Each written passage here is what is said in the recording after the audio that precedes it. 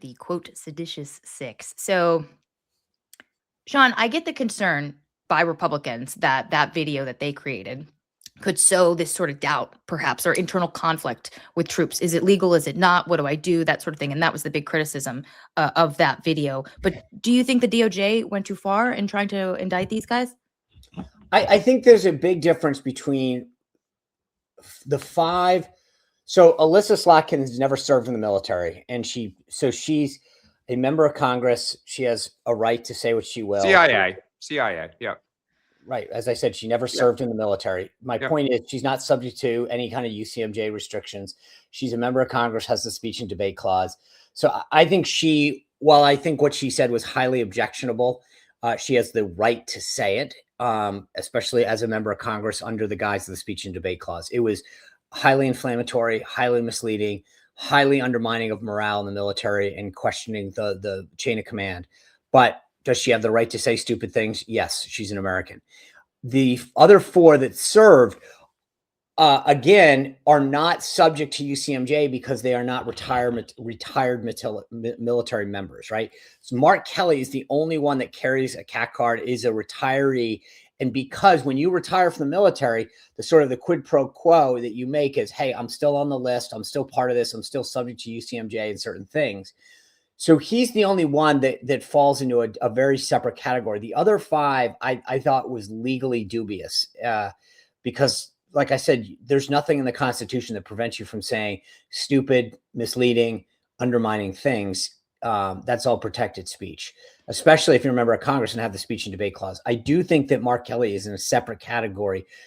And I will say, I actually think his legal strategy was rather brilliant because the course is that when the military, the normal course of action is the military makes a judgment against you, and then you have to follow the military appeals process.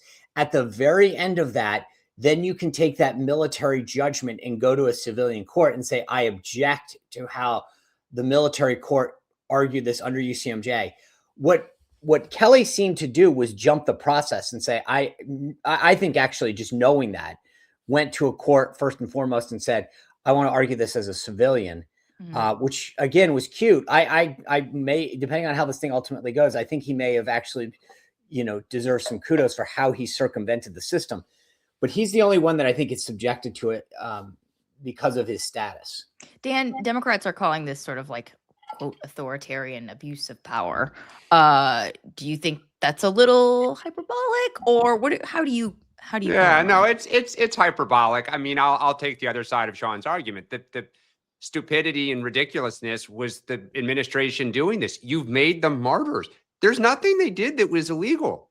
They said if you get an illegal order, you don't have to follow it. It's been in the code for 70 years. Since so World War II. I get it. It was a stunt, total political stunt. Said it at the time.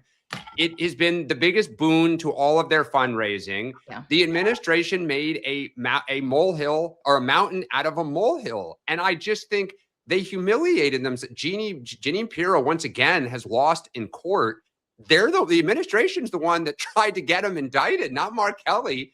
So, I mean, this is where sometimes Trump tries to go to 11 to make a stunt out of something, and it totally backfired. Totally backfired on the administration. Yeah, a couple of weeks ago on Friday, we talked about winners and losers, and I talked about Kelly and how he has used this to sort of bring his political career to life. Whether or not you agree with him, the guy has always sort of been a vanilla politician. It was, issue in 2024, although perhaps there are other issues too with him in terms of VP candidate. But like, this is the first time I've seen him like he was on all the shows on this, like raising a bunch of money on this. Like, it was the first time I saw him sort of come to life as a politician when he's kind of been boring, honestly.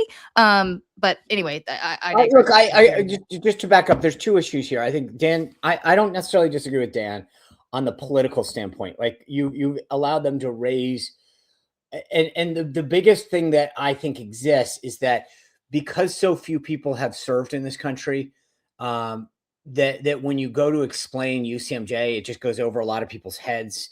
And that includes 99% of people that are in the media.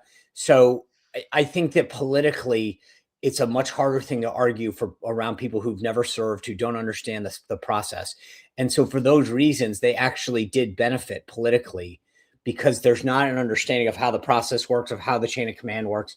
And so I think they found a very sympathetic media, as they normally do, but they also found a very sort of, naive media that doesn't understand the process. Almost no reporter that covers this has ever served in the military that I'm aware of. And therefore it's a very easy sell. So Dan is right politically.